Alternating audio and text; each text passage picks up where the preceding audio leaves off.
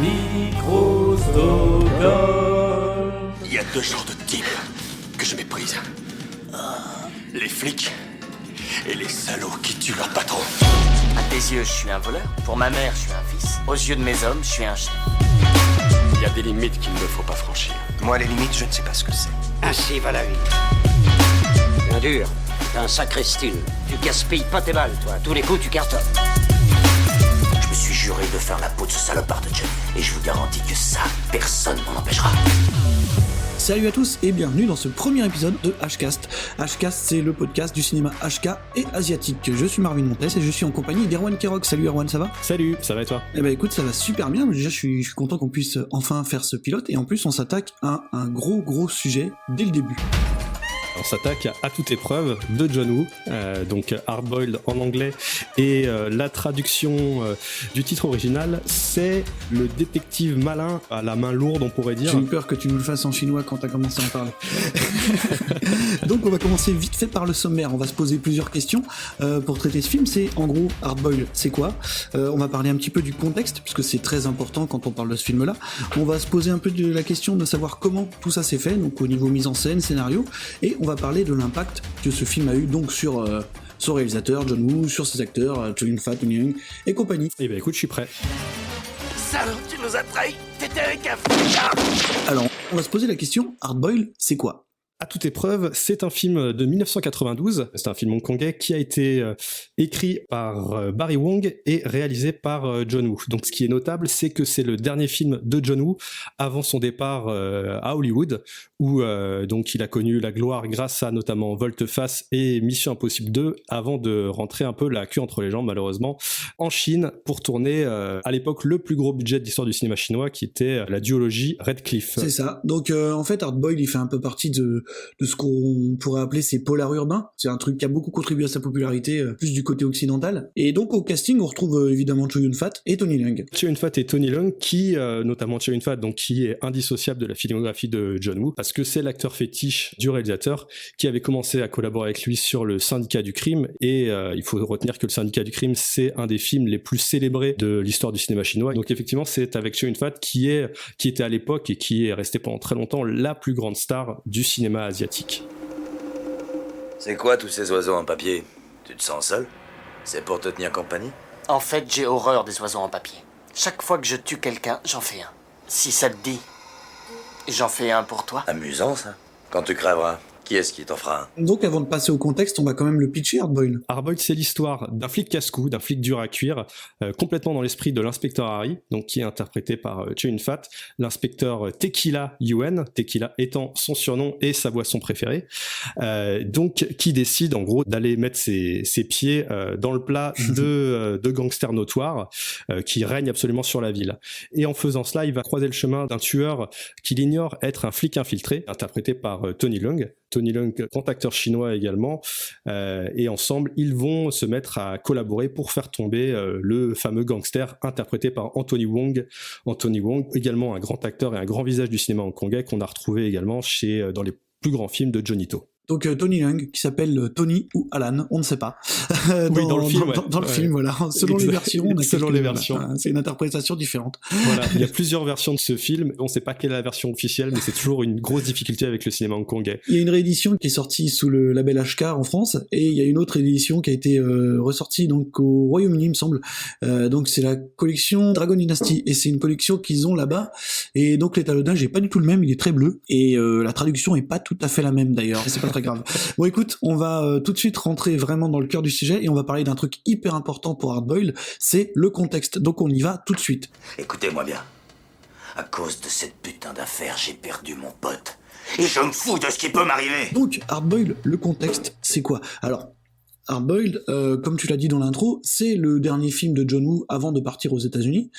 C'est un petit peu son feu d'artifice final à ce moment-là pour Hong Kong, mais il y a surtout quelque chose de très important, en un mot, rétrocession. Ce qu'on appelle la rétrocession, c'est simplement le retour de Hong Kong sous l'égide de la Chine en fait. Tout à fait, parce que ce qu'il faut savoir, c'est que Hong Kong était jusque-là, donc jusqu'en 1997, une colonie anglaise, et donc qui n'appartenait pas officiellement à la Chine. Et en 97, l'Angleterre l'Angleterre a quitté les lieux et donc a redonné à la Chine Hong Kong. Et donc Hong Kong, qui avait déjà un statut très particulier auparavant, du fait de son appartenance à l'Angleterre, a quand même conservé un statut particulier vis-à-vis de la Chine. Mais à l'époque, donc on est en 92 quand le film s'est fait, il y avait beaucoup d'interrogations sur ce qu'allait devenir Hong Kong en fait en 97.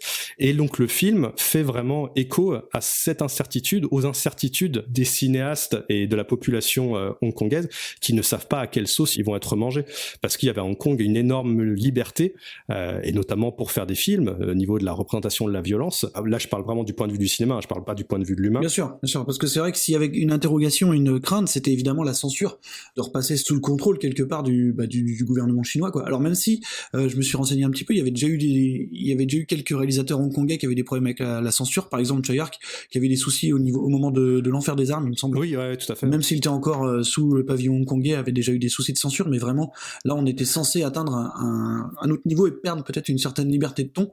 Alors après, est-ce que l'avenir leur aura donné raison ou pas, c'est une autre histoire. mais c'est vrai que là, donc cette fameuse rétrocession, c'est un truc qui transpire par tous les ports en fait dans Hard Boiled, quoi. Déjà les personnages principaux et presque le premier dialogue du film parle de gens qui soit veulent partir ou soit sont trop bien à Hong Kong pour y rester, quoi. T'as jamais eu envie d'émigrer avec ta famille? Non, j'y ai jamais pensé. C'est chez moi ici. C'est là que je veux être enterré. À l'étranger, on se sent perdu. Fini les petits thés du matin. Du thé, on en trouve partout. Oui, mais pas aussi bon qu'ici.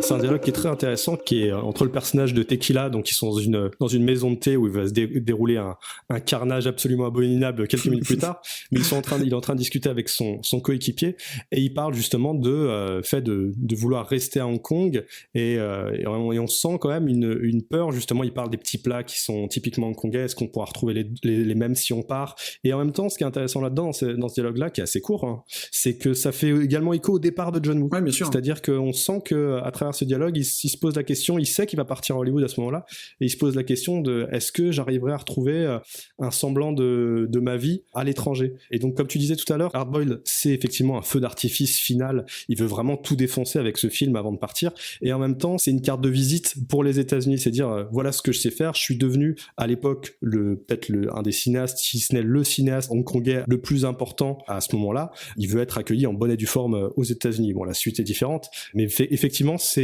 cette peur, ces interrogations se ressentent à travers tout le film, où on est vraiment dans un monde au bord de l'implosion. Ça commence par des extraits de journaux qui apparaissent pour montrer que le monde est devenu très violent, en tout cas Hong Kong est devenu très violente, et que les criminels vraiment ont la main mise sur ce qui se passe.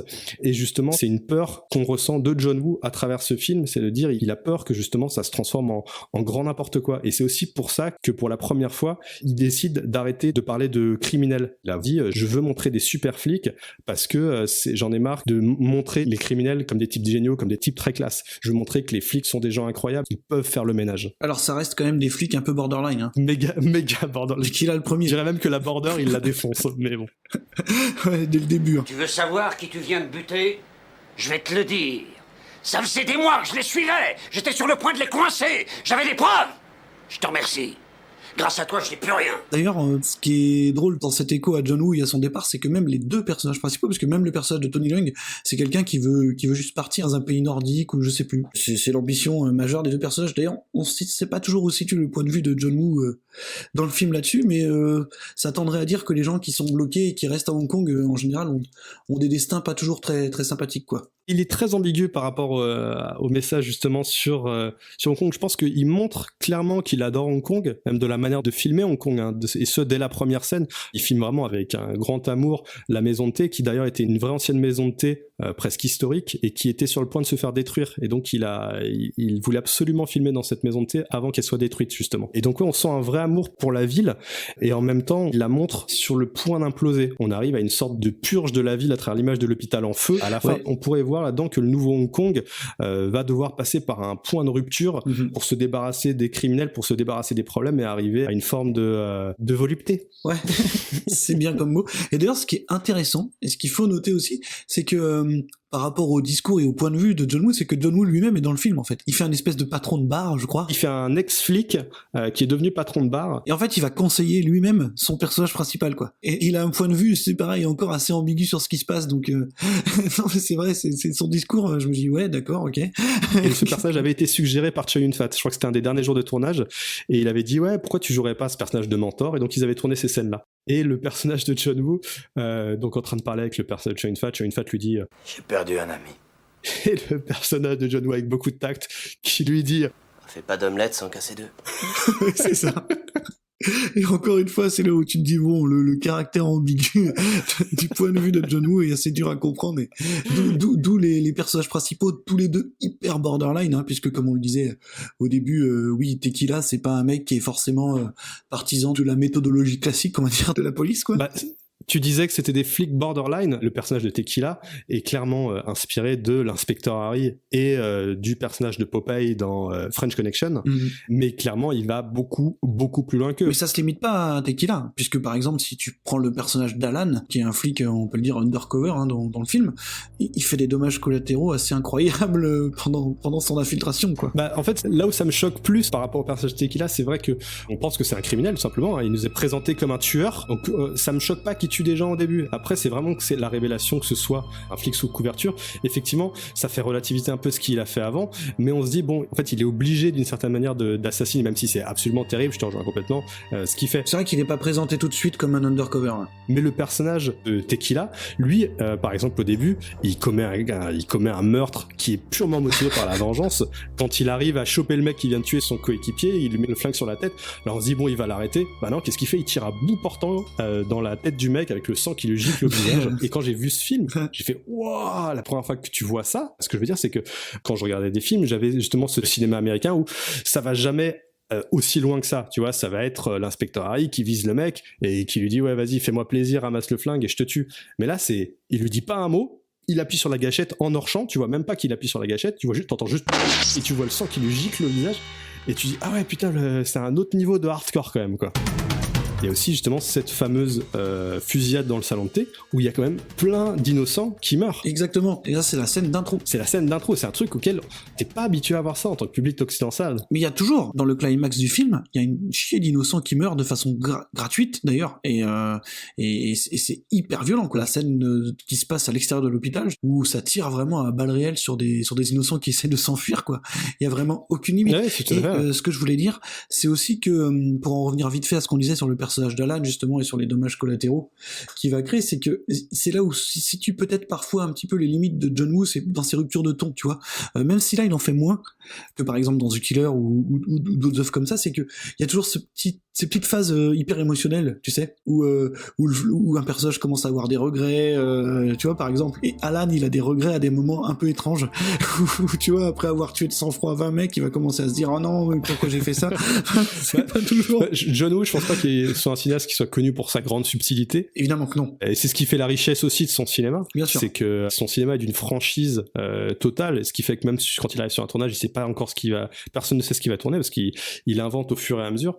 Et ce qu'il faut savoir, parce que par rapport à ce que tu dis, le fait qu'il ait effectivement le personnage d'Alan ait des regrets à des moments assez inattendus, je pense que c'est lié à la sensibilité de John Woo, mais c'est aussi lié au fait que le film a été tourné sans scénario en fait. C'est-à-dire que vraiment ça vient purement de John Woo. Qu'est-ce que sur le moment il ressent par rapport à ce qu'un personnage a dû ressentir. Et comme c'est un mec, je pense, qui est très sensible, bah, ce qui fait que t'as, je voudrais pas trop l'utiliser, mais le mot sensiblerie, qui est quand même très présent dans le film. Non, mais après, c'est une reproche qui lui est quand même faite de temps à autre, hein. Tu sais, ce côté, je vais dire guimauve, c'est un peu fort comme mot, mais de temps en temps, ça arrive en plein milieu. Et là, d'ailleurs, on a ça dès l'intro, tu vois, parce que le fait que John Woo, comme beaucoup le savent, est fan de jazz et qui tu vois, qui te met ça au chausse-pied avec Tequila qui fait un solo de clarinette dans l'intro, un truc complètement guimauve d'ailleurs, hein, tu vois, on appellerait même pas ça du jazz en vrai.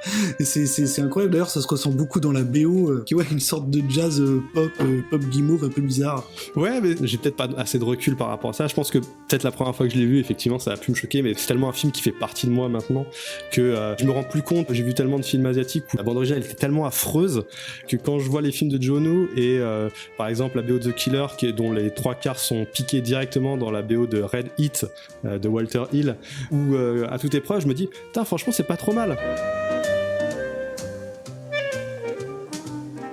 pour en revenir à son aspect justement émotionnel et sensiblerie, comme tu le disais, et d'ailleurs ça lui colle plutôt bien, il en a mis beaucoup moins dans ce film-là. Hein. Il y a beaucoup moins. Oui, je trouve qu'il est très restreint, même s'il y a des moments, les moments qui me gênent le plus chez John Woo et dans ce film, ça va être les moments à moitié romantiques, les échanges entre Theresa Mo et Chow Yun-fat, par exemple, qui je trouve sont assez maladroits et appuyés par une musique sirupeuse. Peut-être qu'on finira par se réconcilier. Ça m'étonnerait.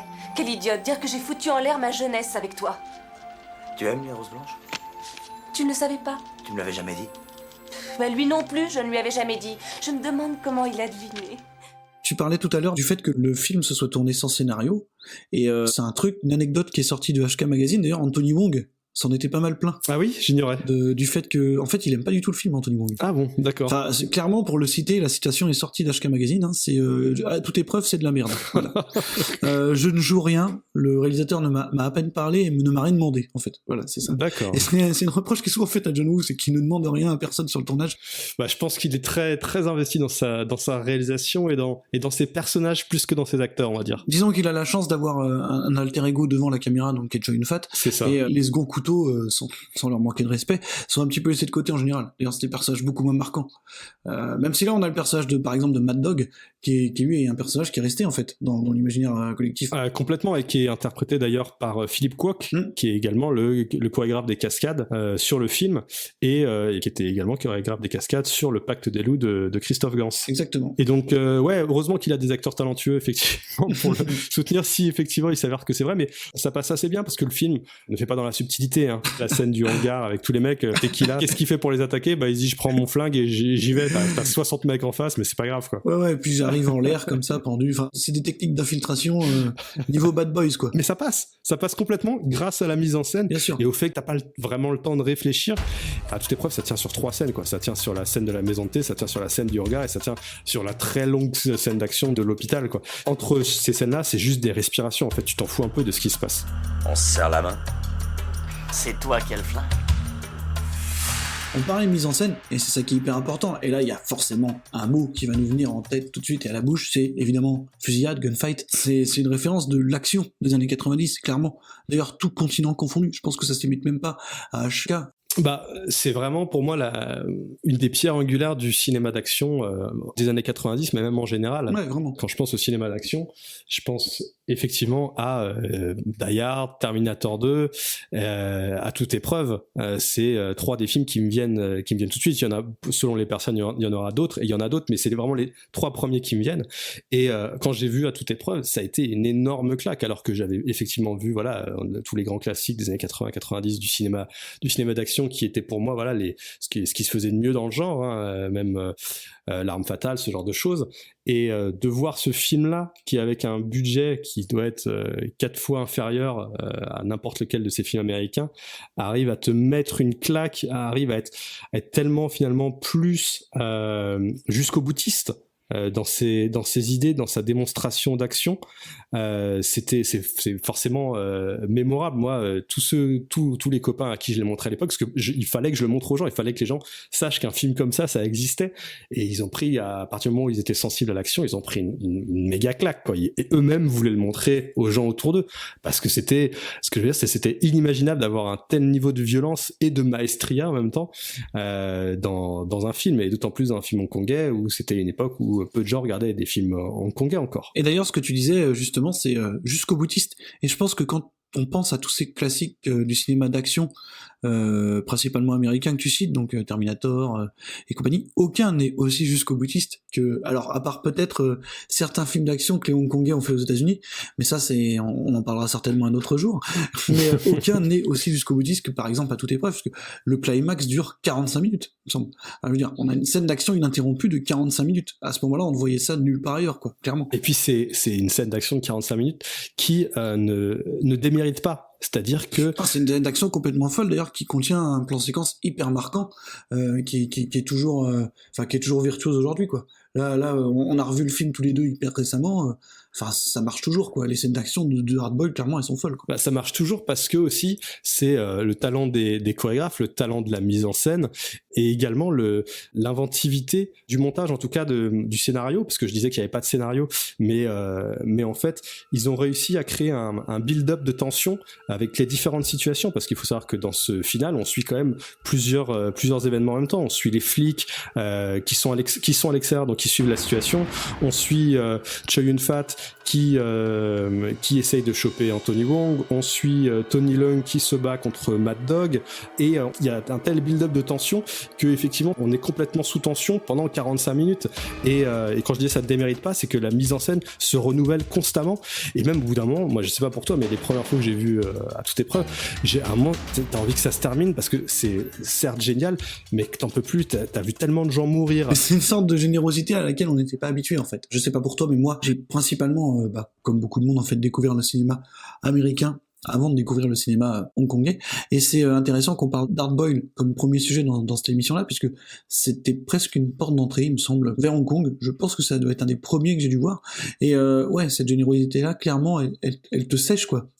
Enfin, ce climax, mais même la scène d'intro, enfin, dès la scène d'intro, t'as une sorte de destruction improbable, avec un montage que tu ne comprends pas, je veux dire, que tu n'as jamais vu, quoi. De toute façon, John Woo voulait, vraiment, comme je te disais tout à l'heure, donner le meilleur de lui-même avant de partir, et clairement c'était chaque scène d'action doit être meilleure que la précédente. C'est comment aller plus loin. T'as la scène de la maison de thé, c'est un climax pour les ricains à cette époque-là, tandis que lui, son climax, non les gars, ça va être ça, mais pendant 45 minutes, avec des personnages partout, des bébés qui menacent de mourir, des éclopés qui se font tirer dessus, et tout ça avec un immeuble en feu, des cascades de fous.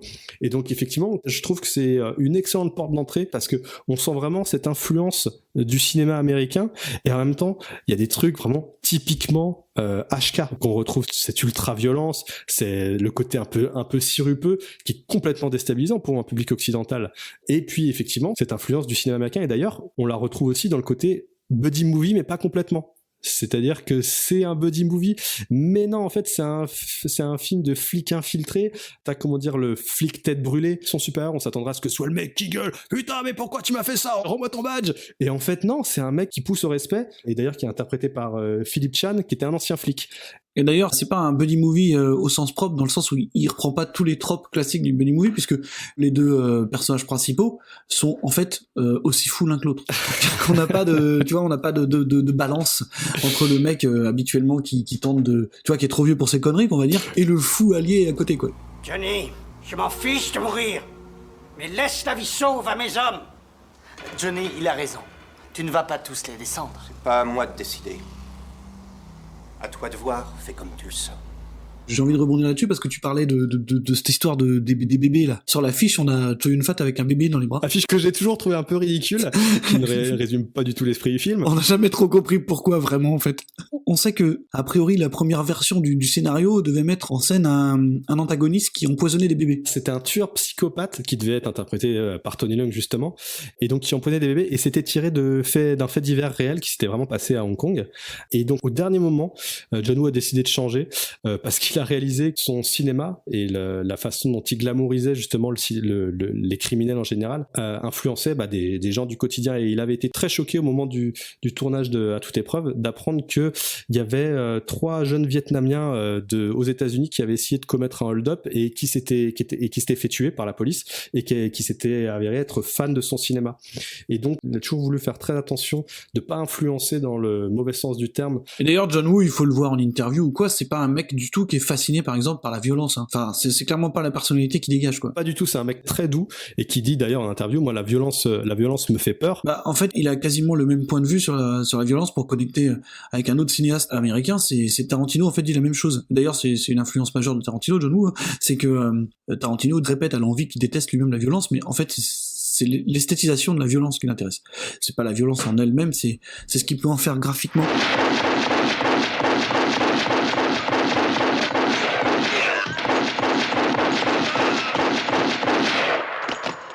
justement par rapport à cette scène des bébés dans l'hôpital, c'est qu'on a aussi un espèce de second degré permanent dans Hard Boiled. Je sais pas si c'est du second degré, en fait, volontaire ou involontaire, parce que le cinéma de John Woo est en général tellement premier degré, je sais pas si c'est sa manière de, par exemple, quand le bébé fait pipi sur le personnage de Chow Yun-fat et son pipi fait que les flammes qui avaient atteint ses jambes s'éteignent. Eh ben bravo, t'as bien choisi ton moment pour pisser, toi. Mais... Je me suis beaucoup posé la question justement et j'espère que c'est du second degré vraiment.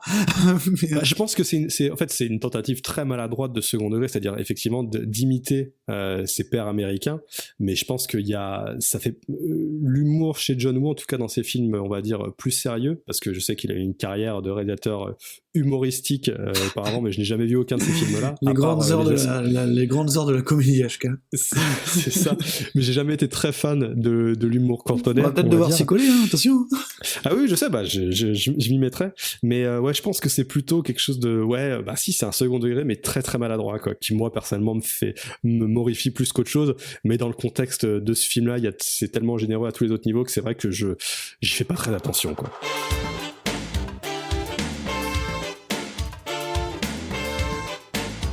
Bon écoute, on va passer peut-être à notre dernière grosse rubrique pour aujourd'hui. Et donc on va essayer de se poser la question de l'impact qu'aura eu le film justement sur la carrière de John Woo et un petit peu sur les gens qui ont participé. C'est une question qu'on essaiera de se poser à chaque fois parce que c'est intéressant de resituer le film dans son contexte avant. Et puis de l'influence qu'il a eu sur le cinéma en général.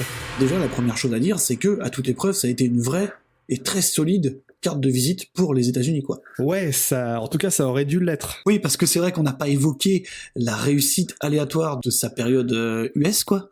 On en pense qu'on veut après. Et c'est vrai que quand tu dis que, voilà, t'es John Woo, tu termines sur un coup d'éclat, avec peut-être un des films majeurs de l'histoire du cinéma d'action. Et il est dans le débat honnêtement d'être son chef-d'œuvre. Je sais que toi t'es plutôt team The Killer, je sais. Mais non, mais en termes de film d'action pur et dur, on va dire, c'est vrai qu'il est au-dessus de The Killer. The Killer c'est un mélodrame d'action. Mais si on cherche vraiment un film d'action, un film policier d'action qui puisse aller se battre face à Die Hard ou face à L'Arme Fatale, ce genre de film, c'est celui que je mettrais dans le débat, c'est effectivement à toute épreuve. Ouais, puis c'est un film d'action dans le sens où il a privilégié l'action, la mise en scène de l'action au détriment quelque part de certains de ses gimmicks habituels.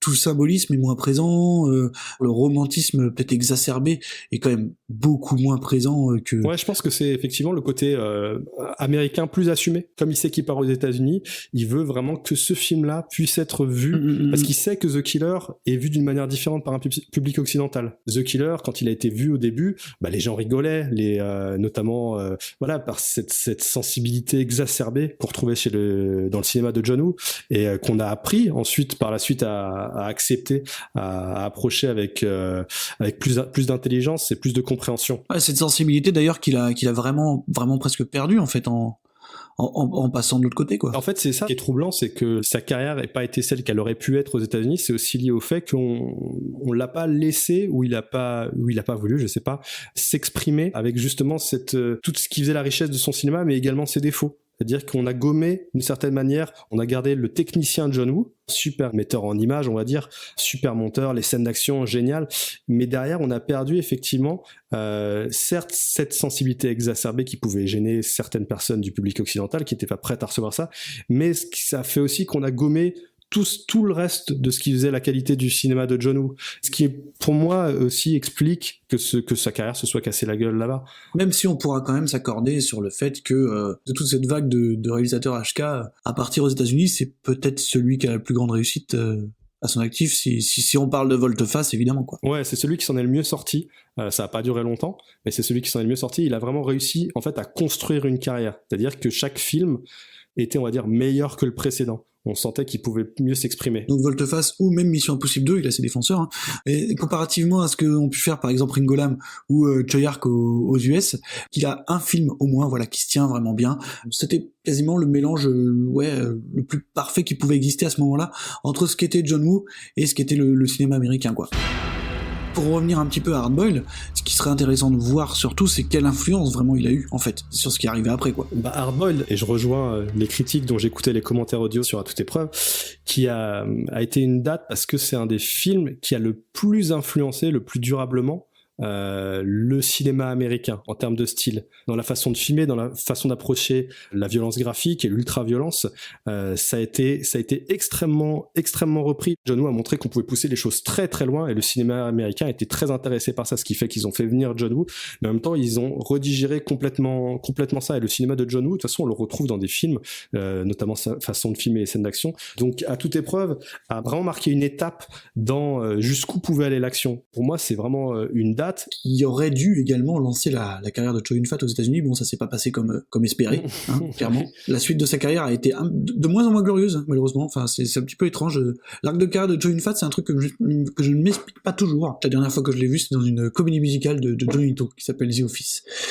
Tony Leung, par contre, lui, j'ai l'impression que sa carrière a pris un peu plus d'ampleur vraiment par la suite, quoi. Vous l'avez certainement vu pour la plupart des gens dans la trilogie Infernal Affair. On le retrouve dans les Trois Royaumes, hein, d'ailleurs, chez John Woo. Je viens de tuer un flic. Mais arrête! Je suis sûr que c'était un flic. Merde! Il avait un badge là! Tu te fais des idées! Combien de fois il faudra que je te le dise? Ton pire ennemi, c'est toi! Si t'es pas capable de te contrôler, t'arriveras jamais à rien!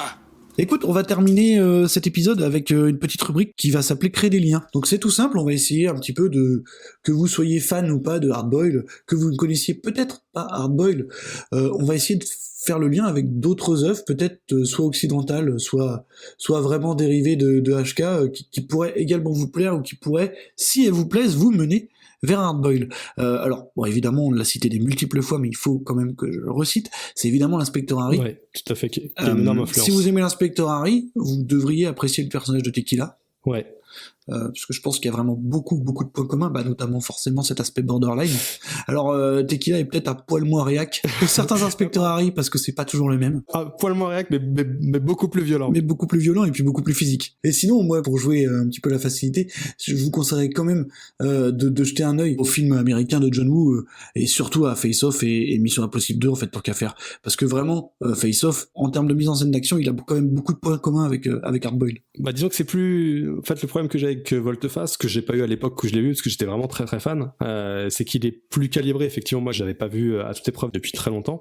La scène d'ouverture, c'est un truc dingue. T'as combien de setup, combien de personnages, où tu comprends tout l'espace de la scène, tout ce qui va se passer sans qu'un mot soit prononcé, et c'est absolument dingue. Et ce que je peux reprocher, même si ça reste un bon film à Volte-Face, c'est effectivement qu'il y ait pas cette liberté finalement de mise en scène, mais comme tu dis, ça reste son meilleur film américain. Donc effectivement, pour commencer avec John Woo, pour quelqu'un qui n'aurait pas vu de film HK, ce serait effectivement de commencer par Volte-Face, de passer à Toute épreuve, et peut-être ensuite de passer à The Killer, et Une balle dans la tête. Une balle dans la tête. Une balle dans la tête, c'est pas le plus facile, mais non, c'est pas le plus simple. Mais à mon avis, une fois qu'on a passé The Killer déjà. En tout cas, ne commencez pas par Les Associés, AK Once a Thief, parce que là, vous allez prendre méga cher.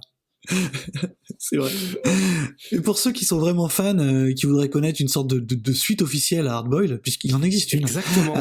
C'est un jeu vidéo qui s'appelle Stranglehold, que je possède, qui est sorti à l'époque sur Xbox 360 et PS3. Et d'ailleurs, il avait le mérite sur PS3, je crois, en France, d'être le seul Master HD, puisque le film est sur le disque. Et d'ailleurs, c'est la seule façon de le voir quelque part en Blu-ray en France officiellement, en fait.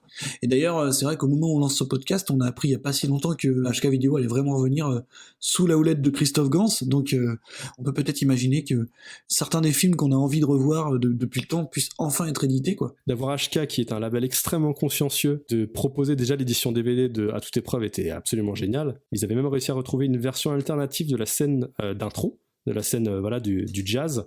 Moi, c'est grâce à eux, grâce au magazine HK, parce que c'est aussi un magazine, il faut le savoir, que j'ai découvert le cinéma d'abord de John Woo, puis le cinéma HK en général. Et donc, s'ils pouvaient nous sortir des versions remasterisées, qui sont très difficiles à trouver, j'en suis sûr, hein, parce que la qualité des péloches sur laquelle tournaient les films HK, c'était vraiment pas terrible. Mais il y a une remasterisation tout à fait intéressante qui a été faite de le Syndicat du Crime.